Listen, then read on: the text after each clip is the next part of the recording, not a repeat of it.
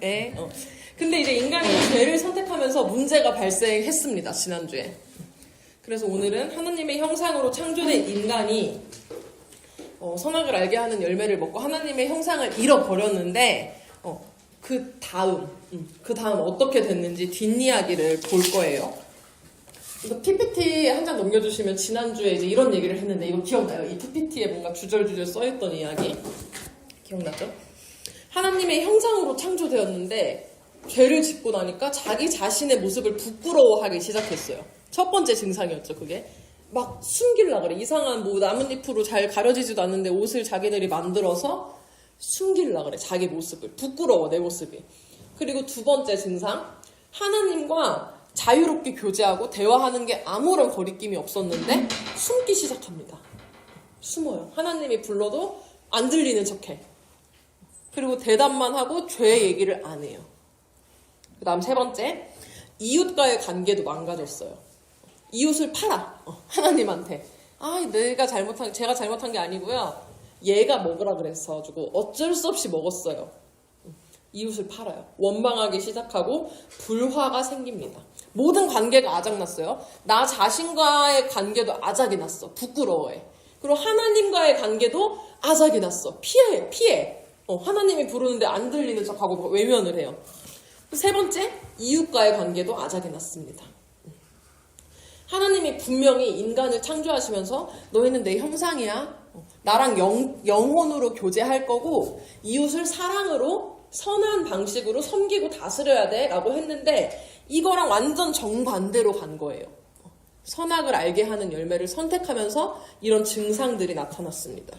그래서 그 증상에 대해서 그 뒷부분에 하나님이 어떻게 일하셨는지 오늘 성경을 통해서 보도록 하겠습니다. 창세기 3장 14절에서 21절이요. 창세기 왜 안 찾지? 다 찾았어요? 종이 넘어가는 소리가 왜 안 들리죠? 여러분 찾으세요? 맞아요. 끈 해놨으면 똑같은 페이지예요. 창세기 3장 14절에서 21절. 그치, 이렇게 소리가 나야지.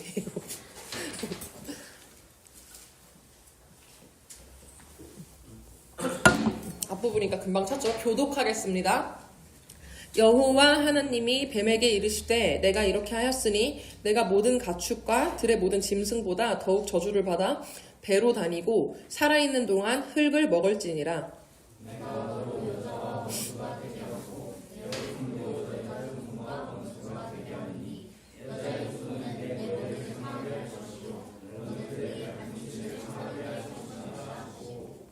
또 여자에게 이르시되 내가 내게 임신하는 고통을 크게 더하리니 내가 수고하고 자식을 낳을 것이며 너는 남편을 원하고 남편은 너를 다스릴 것이니라 하시고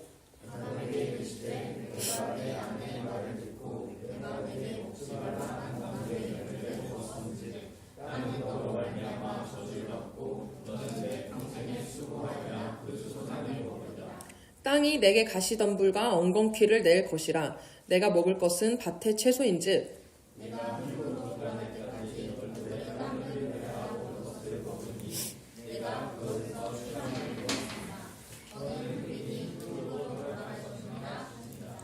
아담이 그의 아내의 이름을 하와라 불렀으니 그는 모든 산자의 어머니가 됨이더라.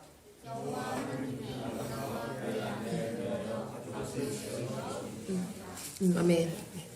방금 우리가 읽은 말씀에는 문제 이후 상황에 대한 절망편과 희망편의 내용이 다 담겨 있어요. 절망과 희망. 절망은 벌 받는 이야기.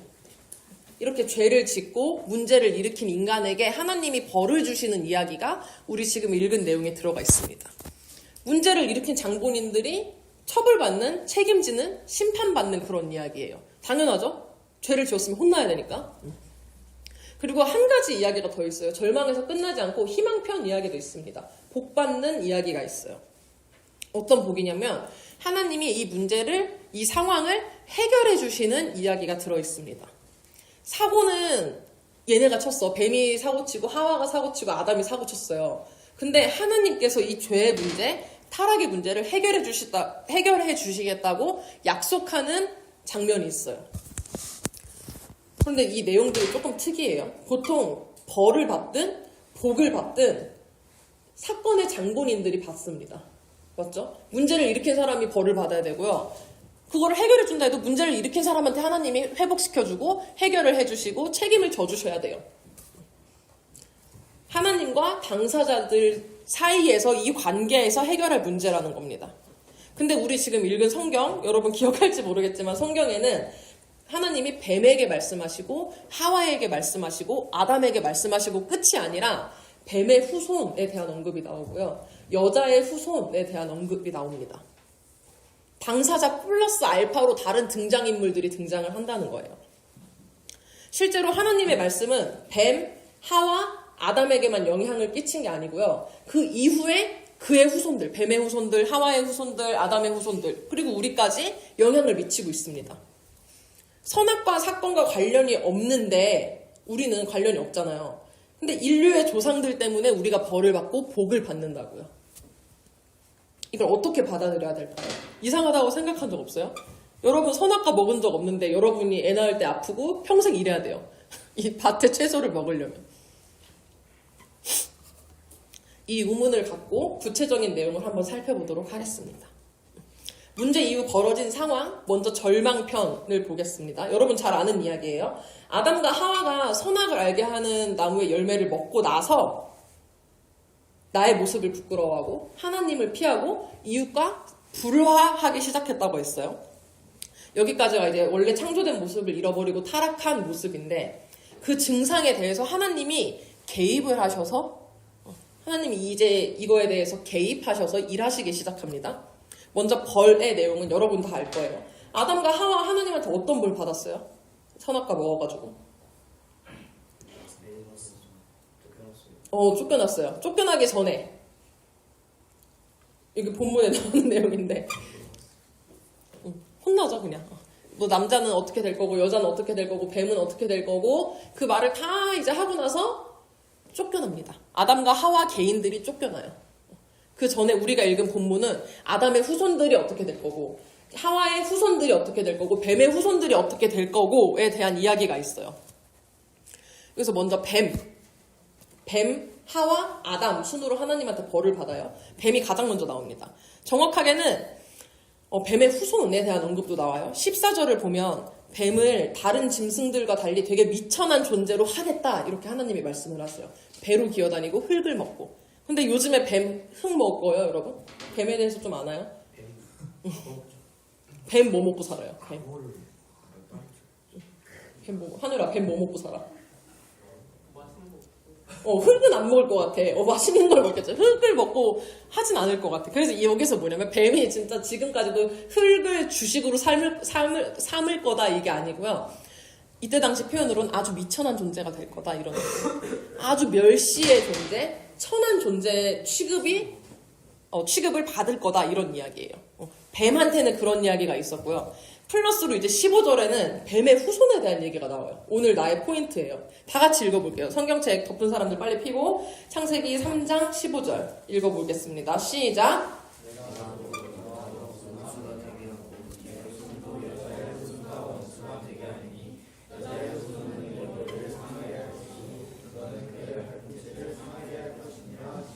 아멘. 여기서 보면은 뱀의 후손과 대립하는 존재가 하나 나와. 찾았어요? 뱀의 후손의 적. 응? 여자의 후손 맞습니다. 뱀의 후손과 대립하는 존재로 여자의 후손이라는 개념이 나와요. 선악과와 관련된 뱀이랑 하와가 사이가 안 좋다는 게 아니라 뱀의 후손과 여자의 후손이 사이가 안 좋대요. 이야기가 확정된 겁니다, 여기서. 근데 그렇게 하다가 결국 누가 이긴대요? 15절에 따르면? 여자 팀이 이긴대. 여자의 후손 팀이 이긴대요. 뱀 입장에선 아주 절망적인 결과죠. 그냥 꼬셨어. 자기는 선악과 안 먹었을 거예요. 꼬셨어, 하와를. 그래서 죄를 짓게 해서 이런 벌을 받은 거야. 평생? 그 이후로 계속 미천한 존재 취급을 받게 되고, 뿐만 아니라 갑자기 뭐 여자의 후손한테 완전 멸망될 거다. 이런 예고까지 받는 거예요. 그 다음 16절은 이제 하와 차례입니다. 뱀, 하와, 아담 순서라고 했어요. 하와 차례가 됐어. 하와에게는 어떤 저주가 내려지냐면 임신의 고통이 되게 클 거고 남편의 다스림을 받게 될 거다라는 이야기가 나와요. 하나님이 만물을 주관하고 다스리시죠, 지금. 맞죠? 그것처럼 남편이 아내를 주관하고 다스리게 될 거라고 이야기하는 거예요. 이건 어디까지나 중요해요. 타락한 남자와 타락한 여자가 사랑하는 사이일 때 이런 거예요. 무슨 말이냐면 하나님이 남녀 차별을 했다는 게 아니에요. 양성 차별을 했다는 게 아니에요. 하나님이 성차별을 한 게 아니라 타락했을 때 이렇게 될 거다. 너네 이제 이렇게 살아갈 거야. 니네 가정 내가 원래 아름답게 창조하고 돕는 배필로서 창조했는데 이제 타락해서 이렇게 될 거야 라고 얘기하신 겁니다. 네, 이걸 준비를 해왔어요. 여러분 이거 뭔지 알아요? 벨크로 찍찍이. 이거 두 개가 달라요. 여기 보이나? 두 개가 달라. 무슨 말이냐면 이것끼리는 찍찍이가 작동을 못해. 찍찍이로서의 기능을 못해요. 이거 하나로 못해. 얘도 이거 하나로 못해. 이거 두 개가 붙으려면 아이고야. 이 찍찍이가 찍찍이의 역할을 하려면 뭐죠? 접착의 역할을 하려면 두 개가 다 있어야 된다고요. 이거 서로 우와 이거 신기하죠? 서로 다른 게 이렇게 붙으려면 다른 걸 팔아야 된다고. 다이소에서 이거 따로따로 팝니다. 따로따로 돈 받아요. 이거 하나 따로 돈 받아. 무슨 말이냐면 다른 거야. 이거는 존재가 달라요. 이거 내 용어까지는 모르겠어. 이 찍찍이는 존재가 다른 거야. 근데 이거를 제대로 사용하고 제대로 기능하고 우리가 사용자가 제대로 이걸 활용을 하려면 두 개가 다 있어야 돼. 서로 다르지만 같이 있어야 이게 하나로 기능을 한다는 거예요. 이해되죠? 남자와 여자도 이런 거예요. 뭐냐면 달라. 다이소에서 따로 파는 것처럼 달라요. 남자와 여자가 달라. 하연이랑 영준이가 다르잖아. 영준이가 다르잖아. 달라요. 근데 같이 있을 때 제 기능을 한다고요. 하나님이 다르게 창조하신 거 맞아. 이거 차별이라고 생각 안 하죠? 다른데 같이 있어야 하나의 기능을 하고 한 가정을 이루는 거야. 이거 두 개 있다고 해서 기능 못해요. 다시 말하면 한 성이 두 명 모였다고 해서 가정 아닙니다. 부부 무조건 두 개예요. 남성과 여성이 같이 있어야 가정을 이룬다고요. 하나님의 질서 안에서는. 근데 하나님께서는 타락하고 나서는 지금 누구 하나가 더 중요한 존재, 더 뭔가 다스리고 뭔가를 통치하는 존재로 바뀔 거라고 말씀하신 겁니다. 타락했기 때문에 그런 거야. 타락하기 전에 하나님이 창조하신 거는 성차별 절대 아니에요, 여러분. 하나님의 형상을 잃어버린 남자와 여자가 만났을 때 남자는 자꾸 여자를 다스리려고 들 거고 여자는 자꾸 남자를 이렇게 쫓아가지만 다스림을 받게 될 거다 라는 겁니다. 타락했기 때문에, 타락 이후에. 그 다음 이번에 17절 아담에게 이제 저주를 하십니다. 아담 차례가 됐어. 아담은 무슨 저주를 받냐면 평생을 수고해야 땅의 소산을 먹을 수 있대요. 무슨 말이냐면은 그렇지. 땀을 흘리고 열심히 일을 해야 이 밭이 열매를 낸다고. 이 농작물을 낸다고요. 원래 에덴 동산은 이렇지 않았어요. 수고라는 개념이 없었어요. 원래 에덴 동산은 되게 풍족하고 그냥 이게 풍성했대 다. 음식들, 뭐 동물들 이런 거 다 아무런 문제가 없었어. 노동은 있었어요. 이 노동은 뭐냐면 하나님이 만드신 피조 세계를 하나님처럼 사랑으로 선하게 가꾸는 게 노동의 개념이었어요. 원래 에덴 동산은. 원래 일은 했을 거야, 아담. 뭐 했겠어, 24시간 동안. 그리고 나무 물 주고 뭐 이렇게 밭에 이렇게 하고 다 했을 거야. 근데 이게 먹고 살기 위해서 내가 치열하게 막 전전긍긍하면서 해야 되는 게 아니고요. 그냥 다 요즘으로 치면 난 키우듯이 취미로 그런 느낌으로 아주 심플한 개념이었습니다. 노동이. 근데 이제는 내가 굶어 죽지 않으려면 빡세게 일을 해야 되는 거예요. 그렇게 해야 이 땅에서 열매가 나오는 걸로 성분 자체가 바뀐 거예요. 이 자연이 체계 자체가 바뀌어버린 겁니다. 피조 세계도 저주에 걸린 거죠. 마지막 뱀, 하와, 아담은 자기들이 일한 거에 대해서 이제 책임진 거예요. 벌 받는 거야. 근데 이 피조 세계까지 인간의 타락 때문에 영향을 받는 이야기가 이 얘기예요. 땅이 바뀌어버려. 되게 풍족하고 그런 에덴 동산의 땅이 아니라 뭔가 막 이렇게 우리가 전전긍긍하고 치열하게 관리를 해야 곡식을 내는 땅으로 아예 바뀌어버렸어요. 원래는 되게 기름지고 좋은 상태였던 것 같은데 17절을 보면 이 땅조차도 아담으로 말미암아 저주를 받았다라고 하나님이 말씀하십니다. 18절을 보면 이제는 그 땅에서 풍족하고 기름지고 이런 땅이 아니고요. 가시덤불이 나고 엉겅퀴가 날 거래요. 엉겅퀴도 가시 종류라고 합니다. 가시가 막 난다고. 그래서 로마서에서는 지금의 상황을 이렇게 표현합니다. 화면 보고 3절 다 같이 읽을게요. 피조물이 시작. 피조물이 부자한 바는 하나님의 아들들이 나타나는 것이니 그 바라는 것은 피조물을 썩어짐의 종으로 뜻해서 하나님의 자녀들의 영광의 자유에 이르는 것이니라. 피조물이 다 이제까지 함께 탄식하며 함께 고통을 겪고 있는 것을 우리가 압니다. 아멘. 인간이 죄를 지은 건데 그 후로 지금 2023년 12월까지 피조물도 함께 고통을 겪고 있고 유토피아가 오는 그 날이 돼서야 자유를 얻을 거라고 말합니다. 그게 하나님의 영광의 그 날이에요. 그때까지는 인간뿐만이 아니라 모든 만물, 자연까지도 원래 에덴 동산과는 다른 타락한 채로 창조의 모습을 잃은 채로 살아갈 수밖에 없게 된 겁니다. 여기까지가 절망편이에요. 그래서 혼나는 얘기, 책임지는 얘기, 벌받는 얘기, 저주의 이야기. 이제 희망편 남았죠. 뱀, 하와, 아담의 죄로 인해서 모든 인류, 나아가 자연 만물까지도 타락을 하고 저주에 걸려버렸는데 도대체 무슨 희망이 있을까요? 심지어 벌을 준 주체가 하나님이죠. 하나님이 벌을 주신 거예요. 그래놓고 갑자기 복을 또 주십니다. 먼저 아담과 하와의 입장에서 볼게요. 여러분, 원래 죄를 지으면 어떻게 돼야지 하나님의 법칙에 맞는 걸까? 죄를 지으면 죽어요. 죄의 결과는 해산의 고통, 노동의 수고, 가정의 불화 이런 게 아니에요. 그냥 죽음입니다. 죄의 결과는. 창세기 27절이래. 2장 17절. 화면 보고 읽어볼게요. 선악을 알게 하는 시작.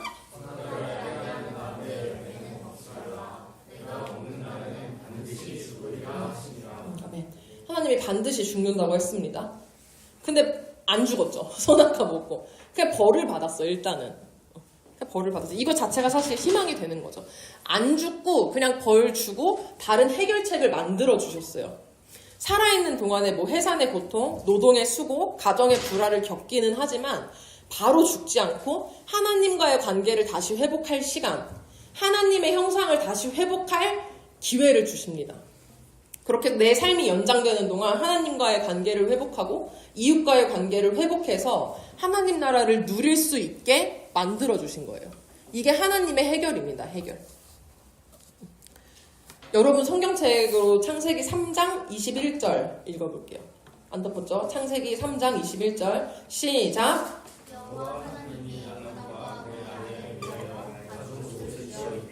아멘. 여호와 하나님이 아담과 그의 아내를 그 자리에서 죽여버리셨다. 이렇게 나오지 않고 벌을 선포하신 다음에 가죽옷을 지어 입히셨다고 나옵니다. 그 자리에서 죽였다라고 하지 않아요. 지난주 장면을 잠깐 상상해 보세요. 아담과 하와가 죄를 지은 후에 뭘로 자기 몸을 가렸나요? 몸을 가린 건 기억나니? 몸을 가렸어요. 뭘로 가렸죠? 나뭇잎. 나뭇잎. 무화가 나뭇잎을 이렇게 엮어가지고 자기 몸을 가렸어. 나름대로 옷을 만들어서. 그냥 뭐 누더기처럼 됐겠죠. 얼마나 촘촘했겠어요. 근데 하나님께서는 그거 말고요. 새 옷을 주십니다. 짐승의 가죽으로 진짜 옷을 만들어서 입히세요. 벌을 선포하신 후에 가죽 옷을 지어서 입히세요. 본인이 내 모습이 너무 부끄러워서 대충 가리려고 이렇게 수습한 거 말고 정식으로 옷을 만들어서 아담과 하와의 수치를 가려주십니다. 인간이 자기가 이제 저지른 죄 때문에 하나님의 형상을 잃고 창조된 모습을 누릴 기회는 잃어버렸지만 자기들이 선택한 거예요. 잃어버렸지만 하나님은 그럼에도 불구하고 그 상황에서 다시 살아갈 수 있는 길을 열어주세요. 그거 책임은 져야 돼. 책임은 지되 다시 시작할 수 있게 옷을 지어주십니다. 더 쉽게 말하면 인간이 죄의 대가는 치르긴 해야 돼요. 치를 수밖에 없어. 그런데 어느 정도까지만. 완전히 책임지려면 죽음이에요, 죽음. 근데 그거는 안 하게 해주시고요. 어느 정도까지만 지게 해준다는 겁니다. 그 죽음 그러면 죽어야 되잖아. 죄의 결과로 죽어야 돼.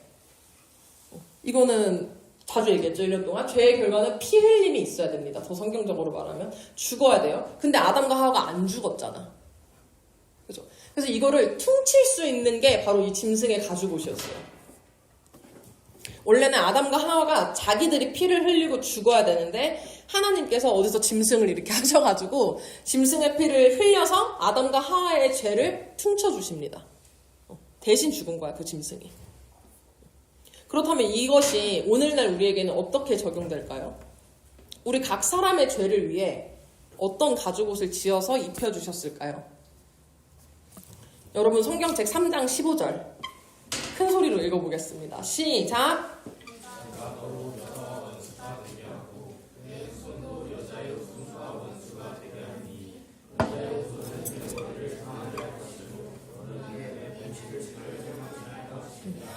네.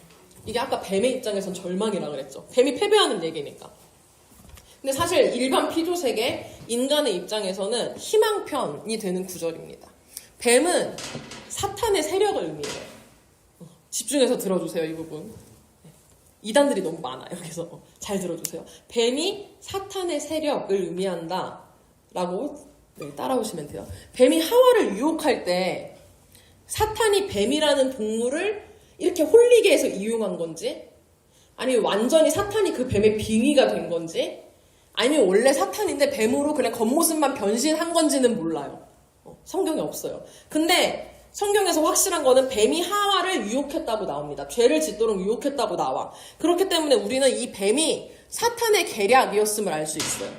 죄를 짓게 하는 건 무조건 다 사탄입니다. 그래서 이게 사탄 팀이야, 그 뱀은. 사탄인지 아니면 사탄이 빙의된 건지는 모르지만 사탄 팀인 건 확실해요. 그리고 여기에 뱀의 후손이라는 개념이 나옵니다. 사탄은 뱀뿐만이 아니라 온갖 거를 다 활용해서 인간을 유혹해. 죄를 짓도록. 이때 당시에는 그게 뱀이었을 뿐이에요. 뱀만 이용하는 건 아니야. 그런 맥락에서 뱀의 후손은 사탄의 모든 세력, 모든 계략, 모든 도구 이런 것들을 의미합니다. 창세기 3장에서는 뱀이었지만 오늘날에는 뱀이 아니겠죠? 오늘날의 사탄은 다양한 뱀의 후손들을 이용해서 우리를 유혹합니다.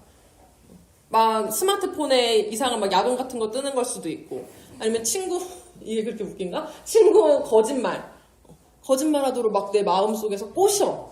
귀에 막 진짜 귀에 들리는 것처럼 너무 생생하게 거짓말을 하고 싶어 내가. 아니면 내 이득을 위해서 누군가를 괴롭히고 싶어.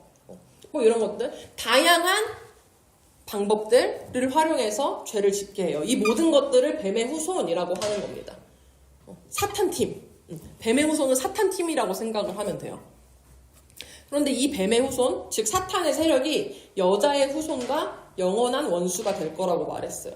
그리고 둘 중 누가 이긴다고요? 아까 말했듯이 여자팀이 이겨요. 사탄팀은 져. 그리고 여자팀이 이길 거야. 그런데 이 여자팀이 뭐냐면, 여자의 후손이 누구냐면, 이 단어 자체에서는 후손들이라기보다는 특정 한 명을 의미해요. 여자의 후손들 중에 한 명이 이길 거라는 겁니다. 그 사탄 팀을 한 명이 이긴다고요. 누가 이 사탄의 세력의 머리를 상하게 했을까요? 한다고 나왔을까요? 한 사람. 예수님이에요, 예수님. 사람. 여자의 후손으로 인간의 몸으로 오신 예수님을 의미합니다. 이 구절은 창세기 3장 완전 초반이죠. 신약 성경 마태복음에서 예수님이 등장하지만 그보다 훨씬 전 창세기 3장 15절에서 하나님께서는 이렇게 약속을 하신 거예요. 여자의 후손, 인간으로 태어날 예수님이 사탄 세력, 사탄 팀을 완전히 멸할 거다. 하나님이 약속하신 겁니다. 하나님께서는 여자와 남자에게 벌을 내리는 동시에 이러한 약속도 해주신 거예요. 죄를 짓게 하고 인간을 죽음으로 이끄는 그 사탄 팀, 사탄 세력을 여자의 후손 한 사람을 통해서 완전히 없애줄 거다라고 이야기하는 겁니다. 아까 말한 것처럼 성경책을 피면 마태복음은 중반보다 조금 뒤에 있어. 무슨 말이냐면 예수님이 오기 전에 수많은 시간이 흘렀고 아담부터 예수님 사이에는 정말 긴 시간이 흘렀다는 거예요. 그런데 하나님은 이 창세기 3장 15절부터 예수님에 대한 이야기를 하셨어요.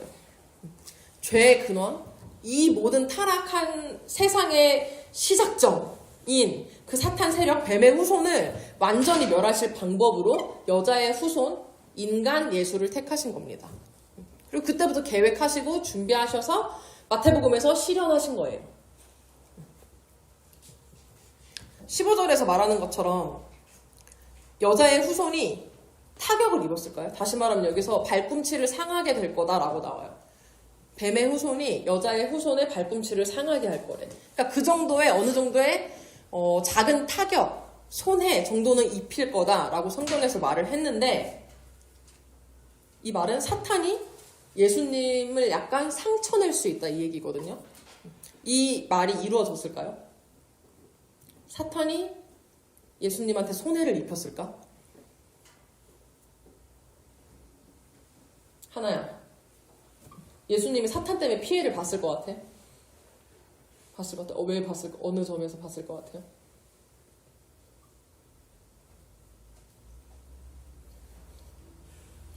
그것까지는 X야? 성경에 나왔으니까 그랬을 것 같죠? 맞아요. 성경에서 말한 대로, 하나님이 이때 당시에 말한 대로 피해를 봅니다. 뭐냐면, 죽었잖아요, 예수님이. 예수님 죽으셨어요. 십자가에서 돌아가셨죠.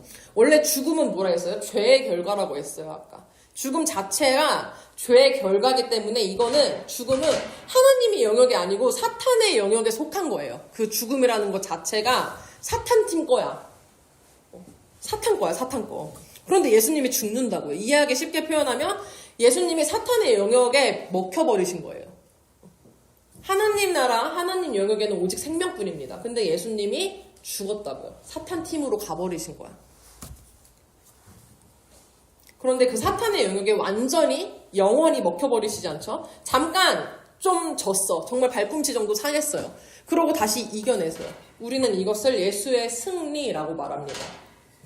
예수님의 부활을 승리라고 표현하는 건 이런 거예요. 사탄 팀에 있던 예수님이 그 사탄의 가장 강력한 무기인 죽음을 무찔렀다고요. 죽음을 이렇게 헤쳐나와서 하나님의 영역, 생명의 영역으로 가신 거예요. 그게 바로 부활이고 승리입니다.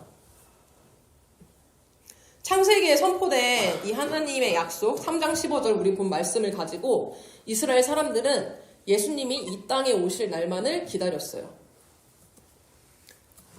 그리고 예수님은 여자의 후손으로 오셔서 인간으로 태어나셔서 이 자연 법칙, 세상의 이치를 거슬러서 하나님의 나라를 선포하시고 맛보여 주셨습니다. 수많은 기적들이 있죠. 그거 자체가 하나님 나라 거예요. 죽은 사람이 살아나고 나사로가 다시 살아난 것부터가 하나님 나라의 역사죠. 원래 사탄 팀 거 죽음에 속해 있던 사람이 하나님 나라의 영역으로 옮겨졌으니까. 그리고 그 절정으로 부활 사건을 통해서 이 모든 만물 위에 계시는 모든 것을 통치하시고 사탄의 머리까지 밟아버리시는 자신의 승리를 나타내셨습니다. 그리고 오늘날 예수님을 나의 가죽옷, 나의 새 옷, 하나님께서 나에게 주신 새 옷으로 받아들이고 믿는 사람들은 나사로처럼 동일하게 하나님의 영역으로 이사갈 수 있게 되었어요. 사탄팀, 원래 죽음 세력, 사탄 세력이 있어야 되는데 이사갈 수 있게 되었다고요. 하나님이 아담과 하와의 죄를 퉁쳐주기 위해서 짐승의 피를 흘렸다고 했죠. 그 짐승의 피로 아담과 하와의 피를 퉁쳐주셨는데 그리고 그 짐승의 가죽으로 옷을 만들어서 주셨습니다. 마찬가지예요. 예수님의 피를 흘리셔서 나에게 새 신분, 하나님 나라의 백성이라는 새 옷을 주셨어, 나에게. 새 정체성을 주신 거예요. 그리고 그 정체성을 받아들이고 신앙을 가진 사람들, 신앙을 갖고 살아가는 사람들은 예수님처럼 죽음의 세력을 이겨내, 사탄 세력을 이렇게 뚫고 나와서 하나님의 영역, 생명의 역사를 누리며 살아갈 수 있는 겁니다. 그런데 여러분 다 죽죠. 저도 죽고 이 자리에 있는 모두가 죽을 겁니다. 그래서 이 생명의 영역으로 이사가는 거, 하나님 나라에서 온전히 누리며 사는 거는 지금 이 땅에서 이루어지는 게 아니고요. 그러니까 내가 지금 모습으로 영원히 안 죽는다는 의미가 아니고요. 예수님 재림하실 때, 심판하실 때 이루어질 일입니다. 옛날 이스라엘 사람들이 예수라는 인간을 기다렸던 것처럼 우리는 이제 이 약속 3장 15절의 말씀을 가지고 죽음과 사탄을 이기신 예수님이 왕으로 다시 오실 그날을 기다리며 살아가고 있는 거예요. 지금은. 그날 이사 갈 거야. 하나님 나라로. 그때 예수님이 또 십자가에서 죽고 또 부활하고 이런 일이 있을까? 없어요. 없어. 그때는 없습니다. 재림 때는 모든 악을 심판하시고 사탄 세력을 완전히 멸하실 거예요. 그럼 살아남는 거는 하나님의 백성밖에 없겠죠. 사탄 팀에 있는 것들은 다 하나님이 예수님께서 멸하실 거기 때문에 살아남아 있는 거는 온전히 하나님 팀에 속해 있는 것들만 살아남습니다. 그렇게 해서 이루어지는 게 하나님의 나라고 지난번에 봤던 만화 캐릭터 기독교 유토피아 세계예요. 평화의 나라. 사탄 팀을 예수님이 다 죽여버리실 거기 때문에 저렇게 그냥 화목할 수 있는 겁니다. 다만 저 날이 올 때까지는 인간이 이룰 수 없죠. 저 모습을. 사탄이 계속해서 활동할 거예요. 성경에서도 사탄이 발꿈치 정도는 상하게 한다고 하잖아요. 마찬가지로 우리에게도 그 정도의 스크래치를 내려고 엄청나게 공격을 할 거예요. 그리스도인들을. 완전히 예수 믿는 사람들을 잡아먹을 수는 없어, 사탄이. 예수님이 이겼으니까. 근데 어느 정도의 스크래치, 발꿈치 정도는 상하게 할 수 있다는 겁니다. 잠깐 죄짓게 할 수 있고, 잠깐 내 인생에 아무런 희망이 없고, 내가 예수라는 신과 아무런 관련이 없는 것처럼 느껴지게 만들 수 있어요, 사탄이. 그 정도는 할 수 있어. 그리고 그 정도의 일을 하기 위해서 끊임없이 뱀의 후손을 여러분에게 보내서 시도할 겁니다. 아, 하나님 없어. 혹은 이 정도 죄는 괜찮아. 기독교인 중에 이 정도 죄 안 짓는 사람 없을걸? 이라고 할 수도 있고요. 아예 그냥 내가 찔리는데도 그냥 외면하는 단계에 이르게 될 수도 있어요. 하나님이 없는 것처럼 그냥 내 맘대로 내 방식대로 무화과 나뭇잎을 두르고 살았던 것처럼 그냥 계속 그렇게 살아갈 수 있어요. 예수라는 새 옷, 하나님 나라 백성이라는 새 정체성을 거부하고 그냥 내 방식대로 내가 만들어 놓은 무화과 나뭇잎을 가지고 살아갈 수도 있다고요. 그게 사탄이 원하는 겁니다. 재림의 그날까지 최대한 많은 사람을 나뭇잎 안에 가두는 게 사탄의 목적이에요. 그런데 하나님은 우리가 이제 그런 거 그만하길 원하시죠. 그렇게 살지 말고 하나님 방식대로 하나님이 주신 가죽을 입고 예수라는 정체성 입고 살아가기를 원하십니다. 그러라고 여자의 후손 예수님을 이 땅에 보내주신 거예요. 인간의 몸으로 여자의 후손 예수가 사탄을 이기기를 원하셔서 보내신 겁니다. 여러분 찬양 중에 그가 오신 이유라는 거 들어본 적 있어요? 예배 전에 틀어놓긴 했는데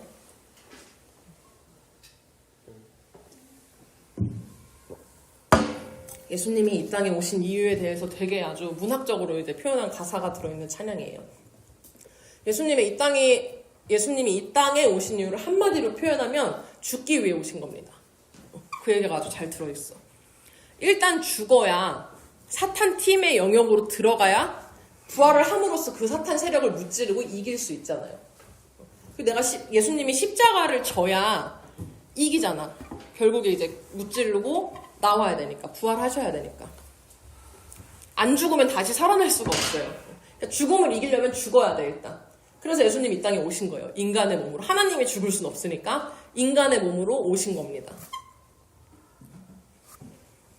그렇게 함으로써 뭘 성취하려고 했냐면 한마디로 죽기 위해 태어나셨는데 그렇게 해서 예수님이 하나님이 얻는 게 뭐냐면 바로 인간이 피조세계가 창조된 모습으로 회복되는 겁니다. 하나님이 우리를 처음 창조하실 때 하나님을 사랑하고 이웃을 사랑하라고 지으셨던 그 모습으로 회복시키기 위해서 온전한 하나님 나라를 이루기 위해서 예수님이 이 땅에 오신 거죠. 그리고 우리가 살아가면서 할 일은 그냥 그거를 내가 있는 곳에서 조금씩 이루면서 하는 거예요. 가죽 옷 입고 살아가는 거. 하나님 나라의 백성이라는 정체성을 이렇게 딱 무장을 해서 살아가는 겁니다. 내 방식이 아니고요. 하나님의 방식대로 하나님 백성답게 살아가기를 원하세요. 그렇게 할 때 심판의 날, 재림의 날에 완전한 평화의 나라에 동참하게 될 것입니다. 설교 어렵죠, 오늘? 어려워. 어쩔 수 없어요. 이게 근데 내가 제일 어려워. 왜냐면, 이거 6주, BTS 6주 하는 것 중에 4주의 내용이 오늘 한 내용을 최대한 빨리 요약해서 했기 때문에, 그래도 BTS 들은 친구들은, 어느 정도 이해가 될 거예요. 다 들었네, 여기. 근데 거의. 핵심은 이거예요. 예수님은 우리가 처음 창조된 그 모습을 회복하기 위해서, 죄의 문제를 없애주시기 위해서, 죽기 위해서 인간의 몸으로 오셨다. 그리고 예수님께서 이 땅에 다시 오실 그 날에는 모든 사탄 세력을 무찌르고 완전히 회복된 인간 피조 세계로 하나님의 나라를 이룰 것이다. 이겁니다. 요약하면. 이 문장만 보면 다 아는 얘기죠. 다 몰랐던 사람 없잖아요, 이 얘기. 근데 이게 태초부터 하나님이 어떻게 계획하셨고 그게 지금 나랑 어떤 관련이 있냐, 그 가죽옷이 나에게 무슨 의미냐에 대해서 나누고 싶어서 어려운 얘기지만 한번 해봤습니다. 하나님은 아담과 하와만 회복되기를 원치 않으셨어요. 그 죄지은 그 사람들만 회복시켜주고 싶지 않았어요. 모든 인류, 나아가 자연, 만물 모든 것까지도 처음 창조된 모습으로 회복하시기 원해서 이런 일들을 계획하시고 준비하신 겁니다. 처음에 질문했죠. 아담과 하와가 죄 지었는데 왜 우리가 해산의 고통이 있고 노동의 수고가 있고 남녀 간에 이런 문제가 생기냐. 타락했으니까요. 너무 뻔합니다. 타락했으니까 그런 현상들이 생기는 건 당연해요. 그렇지만 벌만 그렇게 같이 받는 게 아니고요. 복도 같이 받습니다.